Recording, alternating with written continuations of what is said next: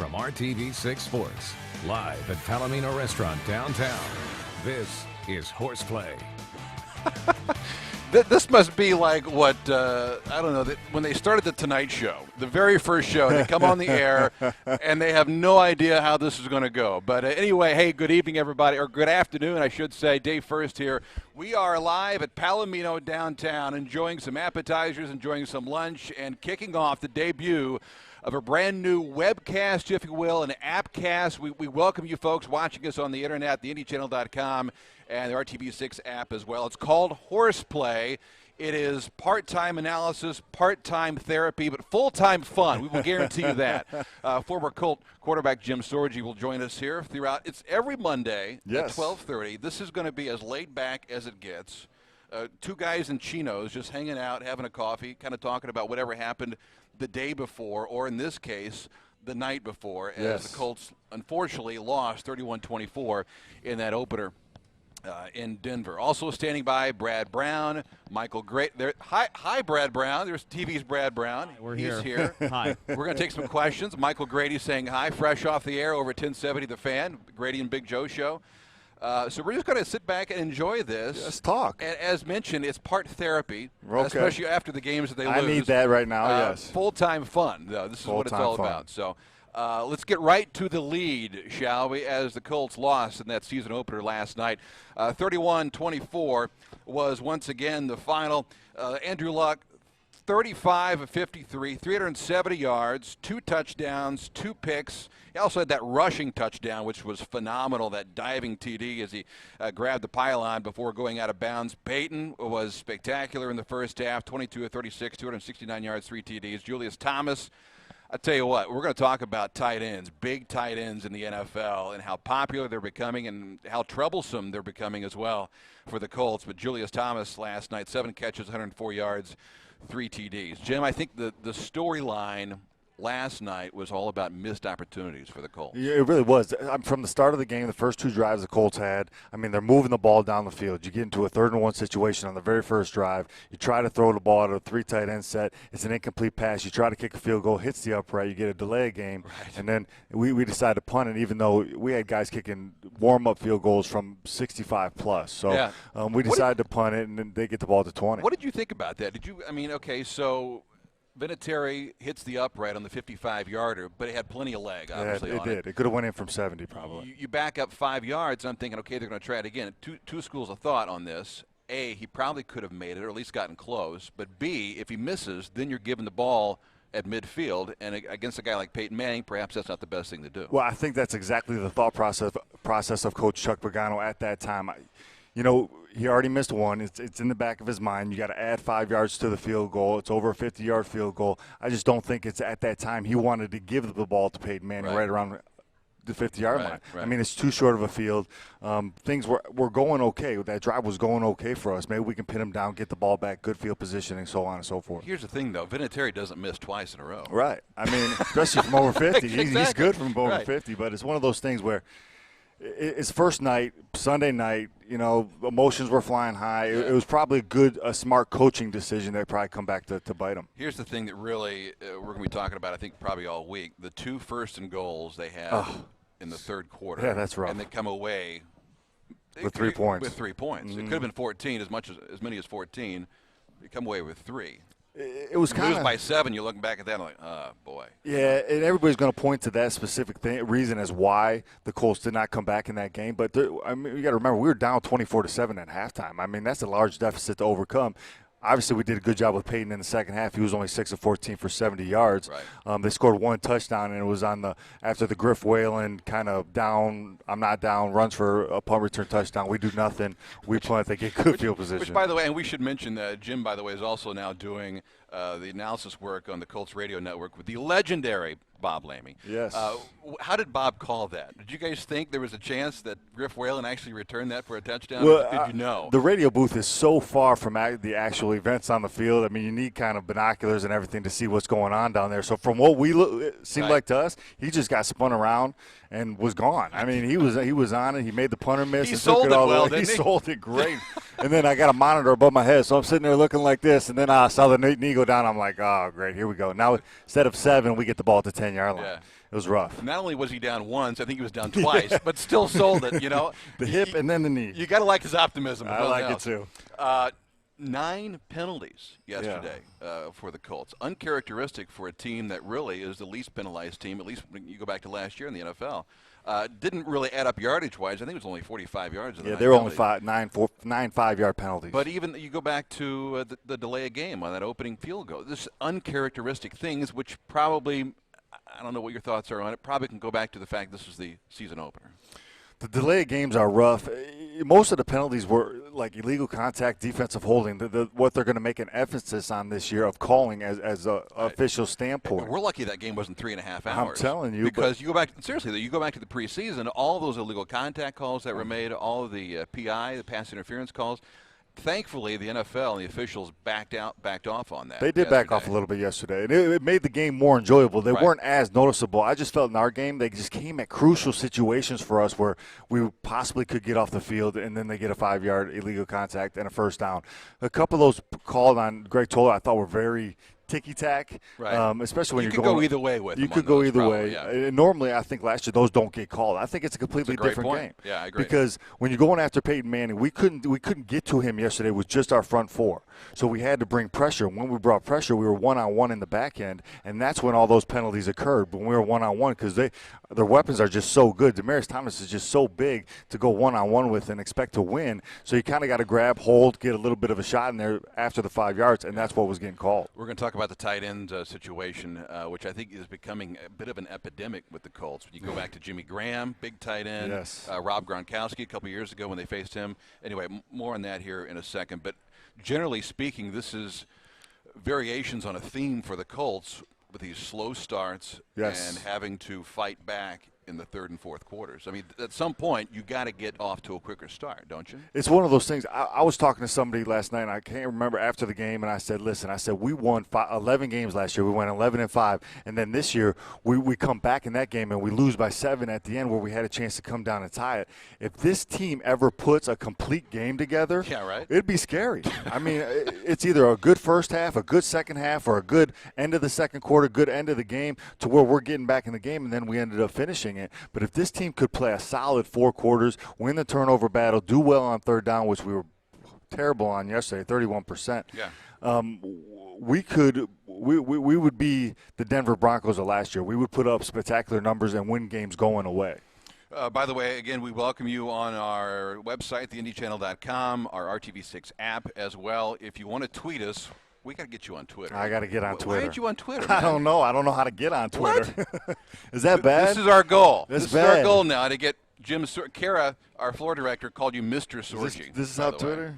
Mr. I like Twitter. it. Mr. Sorgi. She goes, Dave, I need you in the shot. And Mr. Sorgi, can you please get there? I'm like, that's what I'm wait gonna a minute. My Twitter handle will be at Mr. Sorgi. At Mr. Sorgi. I like that idea. By the way, so tweet us at #horseplay, and we'll pass along the comments, questions you may have for Mr. Sorgi, right? We're live on the app as well. We're watching on the phone. Are you watching on the phone I have right us now? on the phone right now. You look fantastic. I had to reset it because we're taping some things over there for RTV6. But, yeah, you're on the phone. Well, I'm running out of just a little sleep, so hopefully I look okay. You guys got back what time this morning? I got back. I got in my house at 5:30 in the morning, so we landed probably around 4:45. It was a long, especially after you lose that kind of a game. It was a long bus ride, long flight. Everybody was kind of knocked out. I can't fall asleep on a plane, so I'm just sitting there, kind of staring at the movie screen for 2 hours. It was kind of rough. At least you had a movie. I had a movie, and then a movie and a Gatorade. That's all I needed. But what was the story? You played with Peyton. Yeah. There was one time he was either on the flight or maybe after, maybe leading up to one of those Monday night games which takes forever. The days are just forever when you play these night games, Sunday night or Monday night. Who was it that brought on the piano or some movie that everybody who picks the movies on the when you were playing? Yeah. Well, it's different now. The planes that we had when we went to the away games, unless it was a long flight, we didn't have like a movie screen. Now we have it every flight. Wow. Yeah, it's a good plane now. So the players now are babies, is what you're saying. I made that jump. They're a lot tougher than we were. That's right. Do what we had to do. Inside the numbers, let's dive into this a little bit. And as Jim mentioned earlier, third down efficiency, 4 of 13 last night for 31%. I thought this was interesting. Between Trent Richardson and Ahmad Bradshaw. Now, granted, the Colts are playing from behind, so you got to start throwing the ball. I get all that. I think we've got a graphic, though, that illustrates this. The two of them combined just 9 carries for 35 yards. Yeah, they had 9 carries. Andrew Luck had 5. Right. So it was right around 14. A lot of that scrambling, though. A lot of that scrambling. He was moving around a little bit. He took some shots a little bit. I asked him on the plane if he was all right. He said, yeah, I'm fine. He's like, I can't wait to see them again down the road. Yeah. So, obviously, he's business as usual. Playoffs. He's business as usual. He knows that he's going to get another shot at him if they take care of business. And he's going to be ready for that next shot. I think he's going to – he wants to get to that final goal, which is a Super Bowl, but he's going to enjoy the ride along the way. Absolutely. A red zone, 2 of 4. We talked about the issues on first and goal. Reggie Wayne, 9 catches, 98 yards, which was a fantastic return. Did he tweak something, though, in the third quarter? I was a little worried about him. It looked awkward. Obviously, it wasn't something so serious he couldn't come back in the game and play. Yeah. But from that point on, he just looked a little gimpy, a little slower. I completely agree. Could not get normally he gets away from that nickel defender on that 4th down at the end of the game and catches that ball in front, has a little space. He just didn't look like he could plant and pivot off that right leg. I'm hoping it's not anything serious, maybe just kind of hyperextended it or has a strain in there or something, but I'm sure he'll get it checked out, and if something happens, it'll be breaking news. It will be. If something big happens, no doubt about that. It seemed when he fell down, it could have been any number of – it could have been a hammy, hip. It could have been a knee, it could have been an ankle. So I guess we'll find out. Chuck Pagano's expected to talk to the media at 4:30 this afternoon, so we expect an update at that point. It was funny because me and Bob were talking about it on the air last night. It seemed like a lot of our guys were slipping at one point or another last night. T.Y. slipped on a play. Hakeem did. Reggie did. Both our backs slipped on a play. And the Reggie play, he caught that wide receiver screen, and he wanted to come back inside, and then he looked like he was going to come back inside and then pivot and go back outside and try to get to the pylon, and he just twisted, and it looked like his whole right leg just got caught and just kind of bent outwards. Right. It worried me a little bit because I had flashbacks to last year.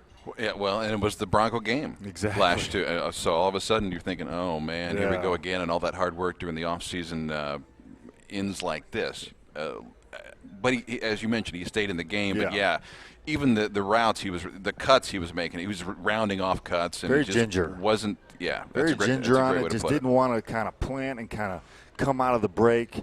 When he was running, it did look like he spent a little bit more time on that side, or he's trying to get off that side rather quickly. Right. It worried me. But it was nice to have him back. What a game. What a comeback game. I wanted him to get over 100 yards, but 9 catches for 98 was a phenomenal night. Yeah. And hopefully he doesn't have to miss any time. It's just something he can take a few days and be ready for Monday night. You know who probably was most happy to see him return like that? Who? Peyton. Probably. Because I remember last year when the injury happened, after the game, our photographers caught video of Peyton when he shook hands with Andrew at midfield. His first question was, how's Reggie? Yeah. And he made a point of telling Andrew and the training staff, the Colts training staff that all came over and said hi to him and shook his hand and whatnot. He all said, hey, tell Reggie in the off season if he needs some help, I'm happy to work with him. Yeah. That like they did I don't think that ever panned out. I don't think they did that. But Peyton was right there offering a hand. Yeah, it's impressive. It's impressive. I mean, Peyton will always be a part of Indianapolis. Sure. I mean, he's into the Denver culture out there right now. They've embraced him. That stadium and it was quick rocking, too. And it was quick. I mean, when you win, it's always quick. How many 18 jerseys did you see last night versus number 7 jerseys? There was John Elway jersey that might be out there.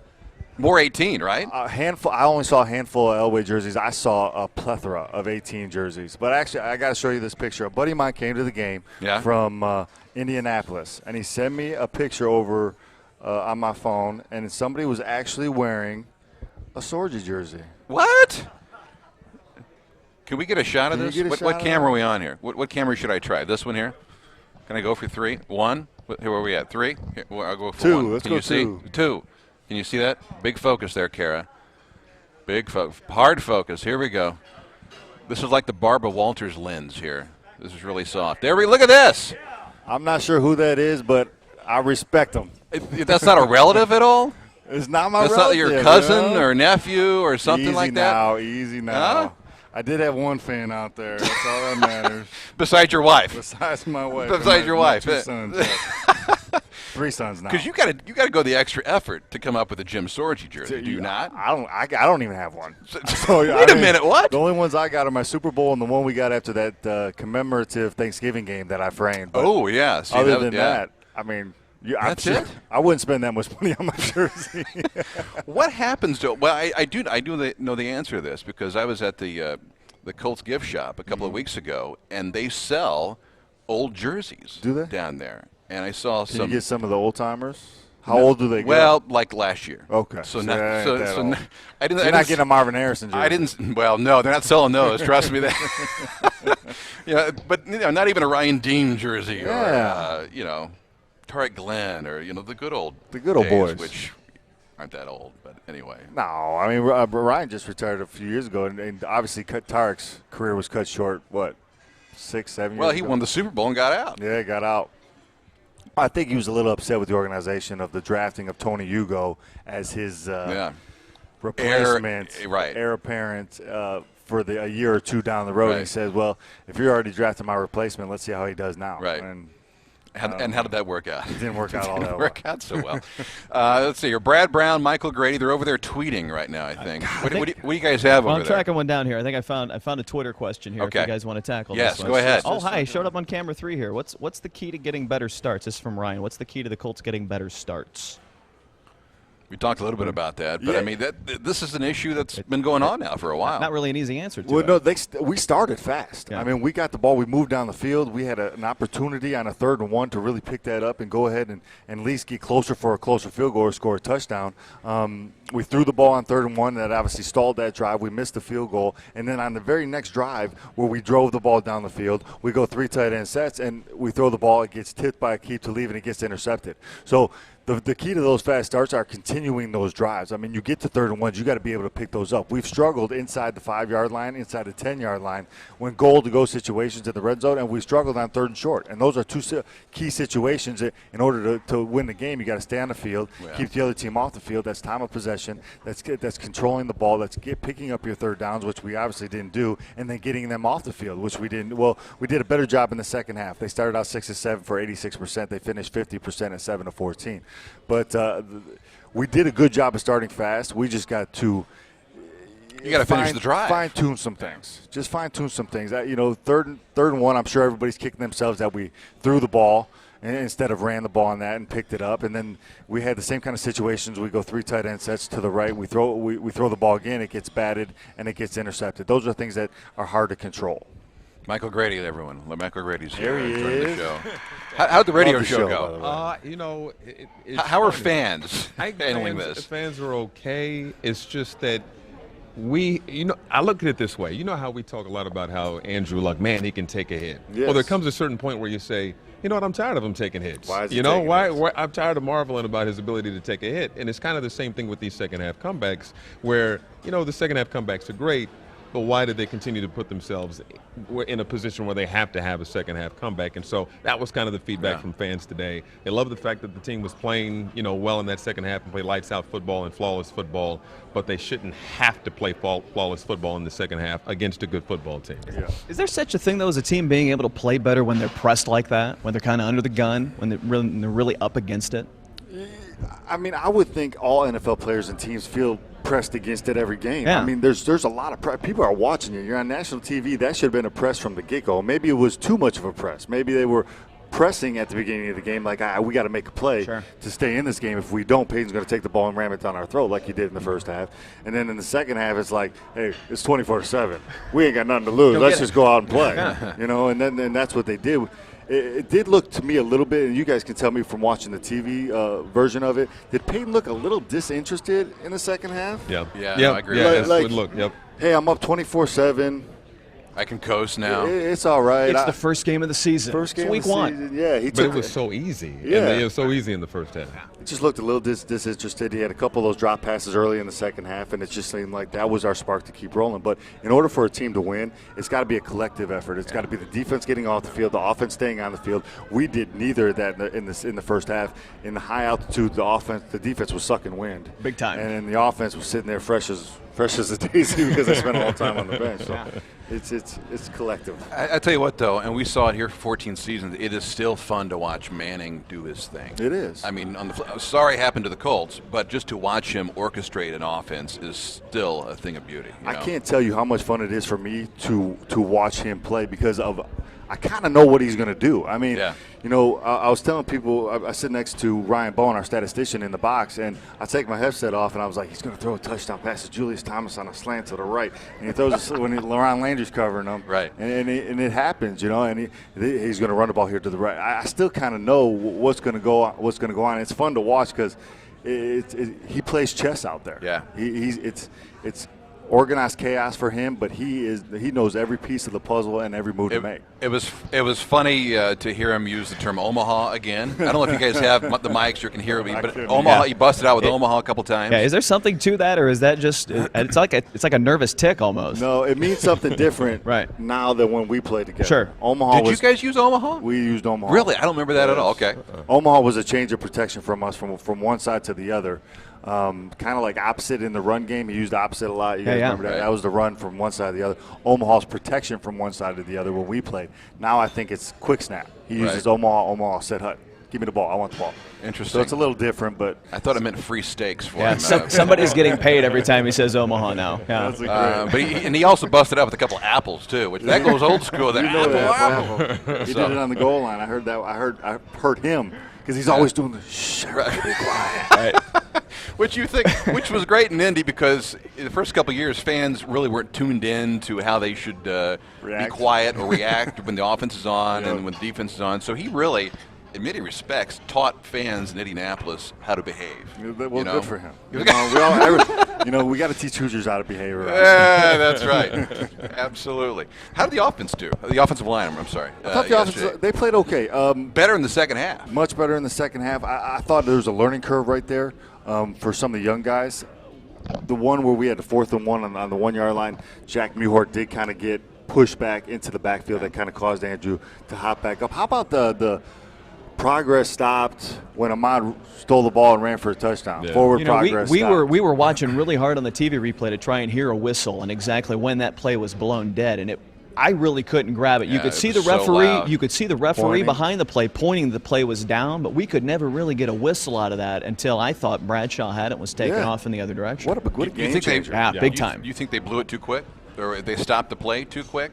I just didn't. I thought forward progress in this league was kind of like taken away because you see running backs now get stood up, and somebody comes in and strips the ball out, and that's a fumble, and so they'll call the fumble. Yeah, exactly. You're right. And then I thought Monte Ball's touchdown. I mean, he got bounced off a couple defenders, and his progress wasn't going forward. It was stopped. Why wasn't he called down? I know he wasn't in the grass or anything, but I still thought, you let that play kind of go for the fact that maybe there is a fumble, and then in that case it would have been a touchdown. On the flip side, though, if that's a running back with the ball and not Andrew Luck, who's the quarterback, perhaps they're maybe a little more apt to let the play go a little bit and see what happens. But since it's Luck in there, they're going to have a quick whistle. Well, it's probably one of those things. If they didn't call progress stopped and he fumbles or something like that, we're going to be yelling at the refs that they should have. Right. And because Ahmad heads-up play, what a game by Ahmad last night, by the way. But heads-up play by him to run it, to do that, and they call stop. That begs the question, what's next? And we've got the Philadelphia Eagles coming into town coming up a week from tonight, actually. We're going to be back here at 12:30. It's going to be a whole day down here downtown to get ready for Monday Night Football.